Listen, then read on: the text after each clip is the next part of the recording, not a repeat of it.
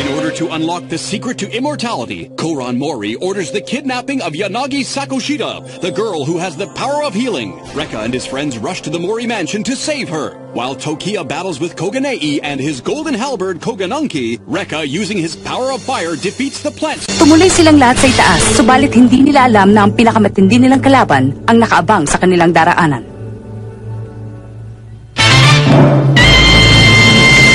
Flame Kurenai, ang awit ng kamatayan.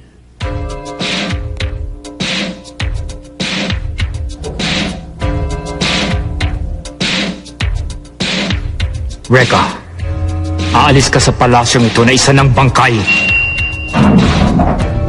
Tanggapin mo ito!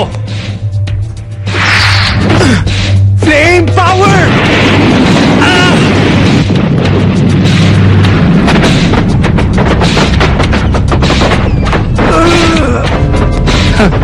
Mahina ka pa rin.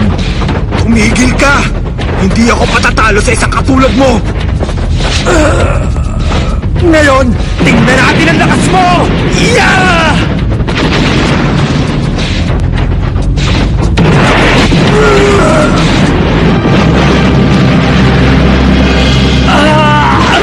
Rekka! Nararamdaman ko pa rin ang aking galing. Huwag ka magbuhat na sarili mong bangko! Mabuti pa! Tapusin na natin yan! Tatlo tayo laban sa kanya. Hindi mananalo yan. Kawawa ka naman! Hindi ko inaasahan na ang kanyang kapangyarihan ay magiging kasing lakas ng sa akin.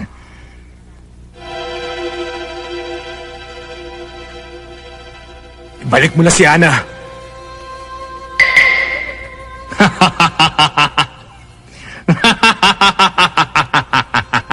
Ano kayang nakakatawa? Pag ako nainis, tatanggalin ko na yung maskarang yan. Tumigil ka. Ikaw ang makinig sa akin ngayon.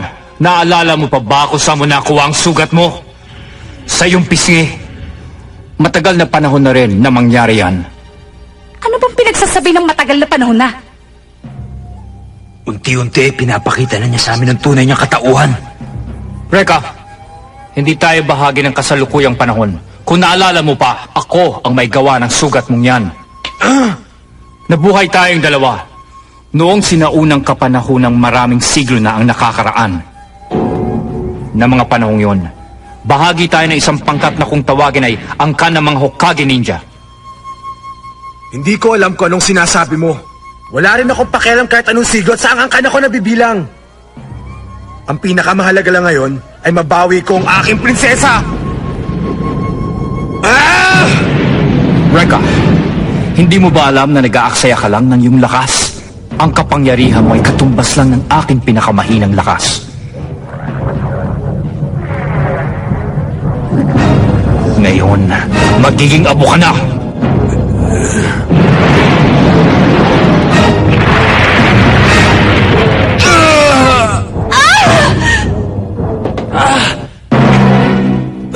Binubusan niya ang kanyang lakas!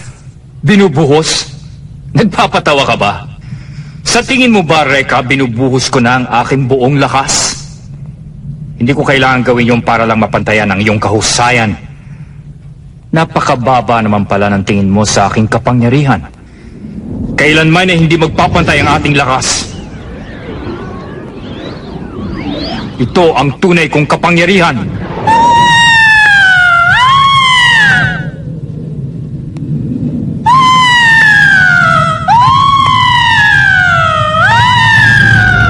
Siya si Kurenai.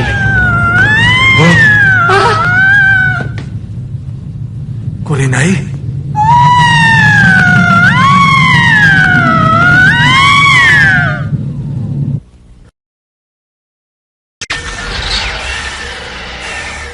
Tingnan nyo, ang mga makina. May nagpapakawala ng pambihirang lakas sa loob ng palasyo. Ano bang pinagagagawa ni Master Kurei? Hindi ba niya alam na baka madisgrasya tayong lahat dito? Ano nang nangyayari?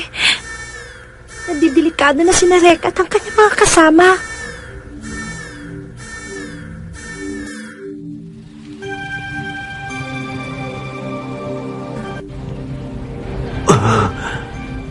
Nakakakilabot. Pero ang ganda. Ang kanyang apoy. Merong buhay.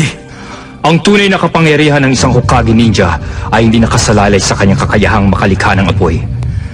Dahil ang enerhiya na dumadaloy sa katawan ng isang kasapi sa angkan ay sapat na upang makalikha nito, hindi na rin kailangan pang gumamit ng mahiwagang sandata para dito. Ang kakayahan na yan ay likas na namamana ng sinumang may dugo ng angkan ng Hokage. Ang tunay na kapangyarihan ng isang Hokage ninja ay nakasalalay sa pagpapalawak ng likas na kapangyarihang ito upang maggamit sa kahit na anong paraan na iyong naisin.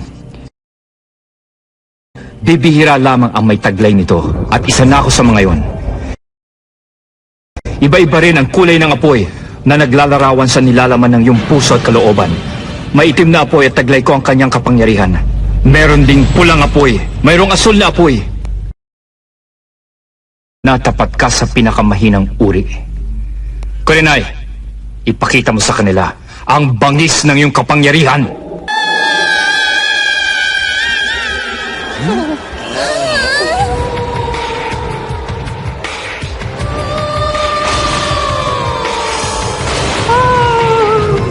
Alisto kayo! Mabilis na to! Sige, takbo na!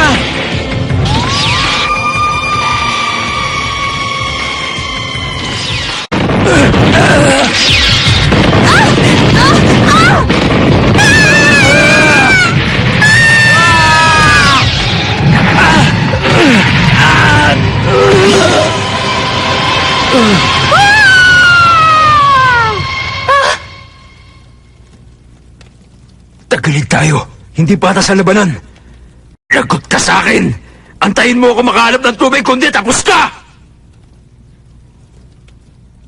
Kuya, anong mangyayari sa atin ngayon? Mamamatay na tayo! Makikita mo. Parang laruan lang ng bata ang kapangyarihan mo kung ikukumpara sa akin.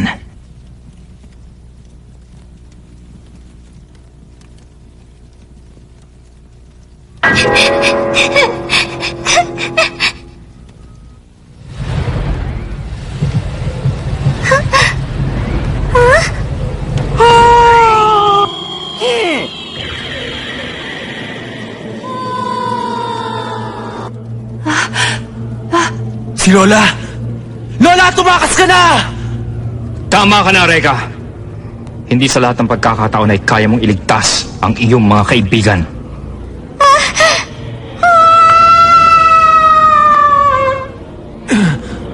Lola, lumapit ka sa akin. Masala ka. Kailangan pagbayaran mo yan ng iyong buhay. Sa ngayon ay wala ka ng silbi para sa akin. Wag po! Lola!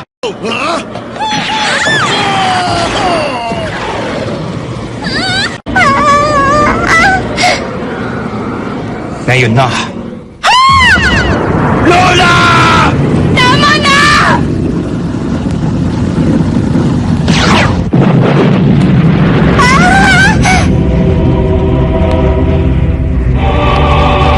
Reka!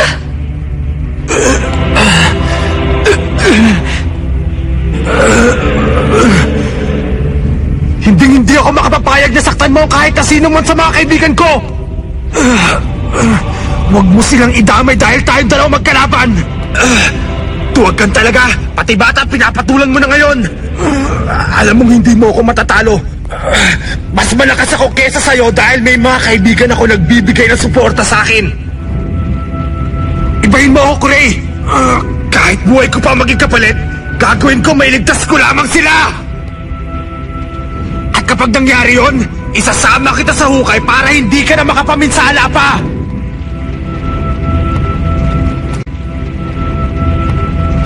Tapos ka na ba?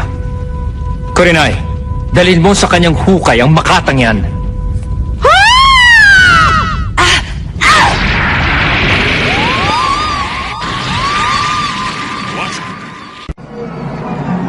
Tagapamahala ng Fujin.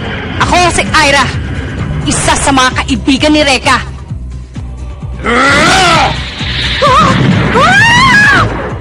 Ang lakas ko ang aking kapangyarihan! Tawagin mo na lang ako sa pangalan Max!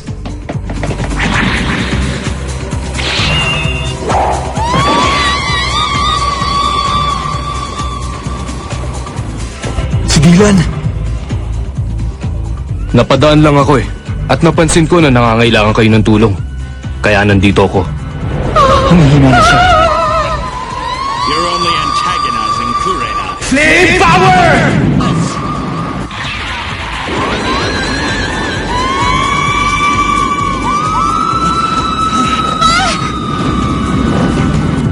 Tawagin mo na lang ako Flame Master. Ako si Reka Hanabishi. Laban na!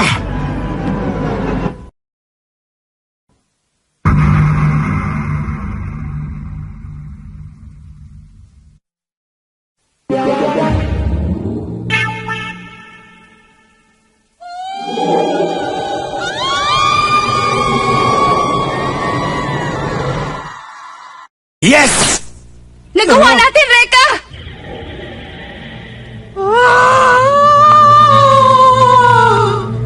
Anong... Bakit hindi siya namamatay?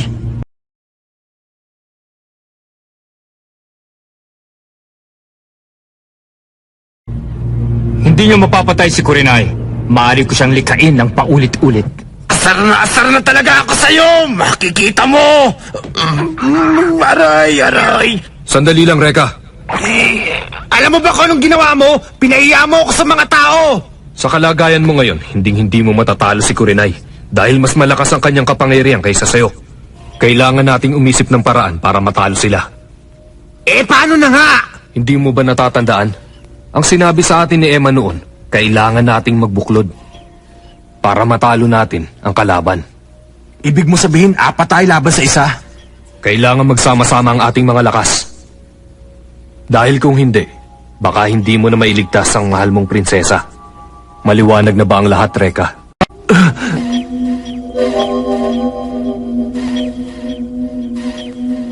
Payag na ako. Ngayon, kahit paano ay may pag-asa na tayo na manalo laban sa kanilang malakas na puwersa. Ano pang hinihintay nyo? Tapusin na natin ang alalay ni Kuray! Atakihin natin ng sabay-sabay si Kurenai! Hindi si Kurenai ang dapat nating tapusin. Kung hindi si Kuray. Tayo na! Laban! Okay! Na naman, wala talagang kadala-dala. Sa bagay para lamang akong naglalaro nito. Kurenai, sugurin mo ang pinakamalakas sa kanilang apat. Ha! Ngayon din! Kung ganun, si Reka pala ang pinakamalakas sa kanilang apat. Naririndi na ang tenga ko sa'yo, ha?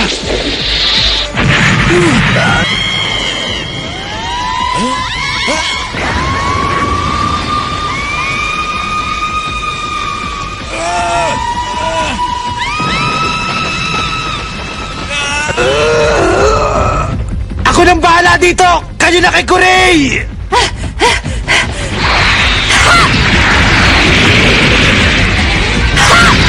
Ikaw pala ang gumagamit ng kapangyarihan ng hangin. Wala. Inaamin ko, napahanga niyo ako sa inyong lakas. Pero kahit magsama-sama pa kayo, hindi niyo ako matatalo. Si Reka ay kasulukuyang nililigpit ni Kurenai. At kapag wala na siya, lalong hindi kayo mananalo pa sa akin. Tumigil ka!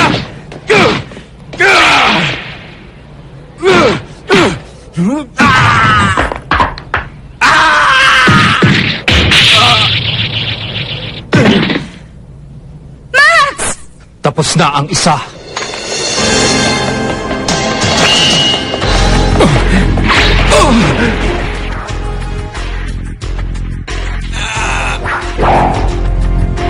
Nagkamali ako.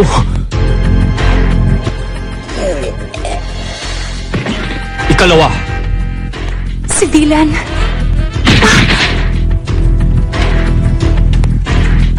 Reka! Habang nababawasan kayo ay nababawasan din ang inyong pag-asa. Wala kayong laban sa akin.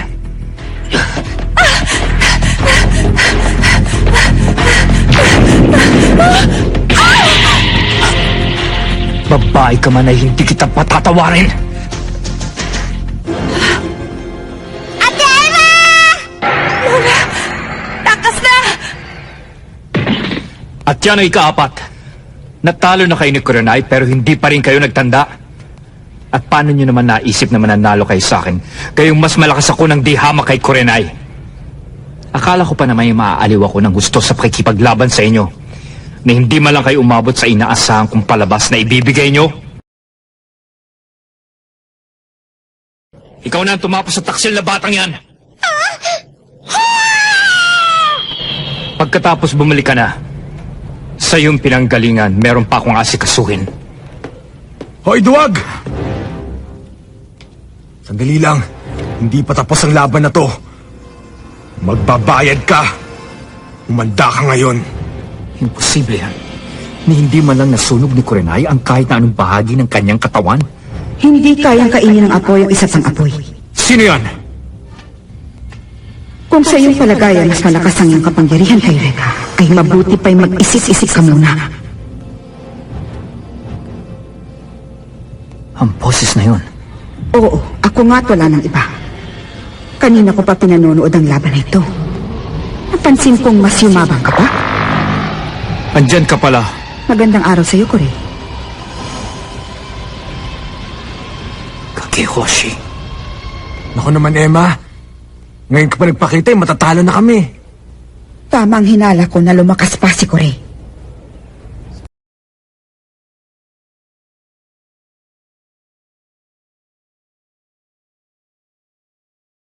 Silang dalawa ang dapat mong pakaingatan. Mahirap talunin. Hindi pa rin ako natatakot harapin sila. Sandali lang. Huwag mo akong pakialaman. Mapapaliwala lahat ang pinaghirapan mo. Kung pipilitin mo makipaglaban ngayon sa kanila, isasakripisyo mo pa rin bang buhay mo kahit na alam mong wala ng pag-asa? Ha?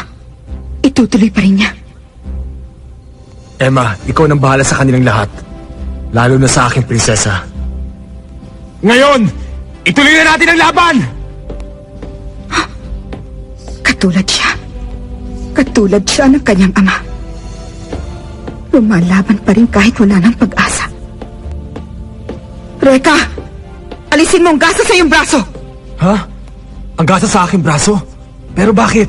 Para pakawala ng kapangyarihan mo. Pakawalan? Ang gasa na yan o armband ang nagkukulong sa iyong kaloob-loobang kapangyarihan. Napakalakas na kapangyarihan. Isang hindi ka panipaniwalang uri ng kapangyarihan. Ito ay lubhang mapanganib para sa'yo at kung hindi ka mag-iingat, maaari kang tupukin ang sarili mong apoy. Subalit hindi ko pwedeng ipagkait ang tunay mong lakas. Ikaw lamang ang makapagpapatunay ng iyong kapangyarihan. Ngayon pa lang ay pinaalahanan na kita, Reka. Ihanda mo ang iyong sarili.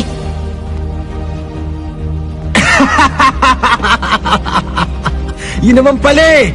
Ang tagal-tagal ko nang iniisip kung para saan ito. Sige!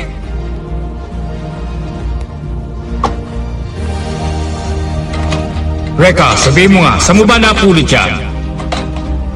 Ang tatay naman makakalimutin! Hindi ba baby pa lang meron na ako nito? Hindi ko nga alam kung para saan to eh! Ngayon alam ko na. Lalabas na ang tunay kong kapangyarihan. Pakiya ako sandali! Flame power!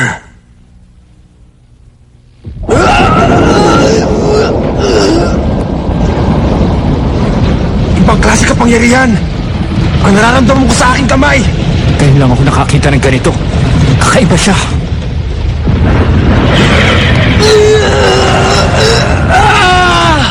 Pakiusap, huwag mo pong pababayaan si Reka.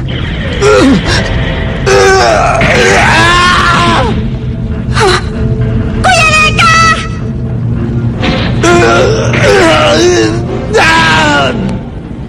Reka!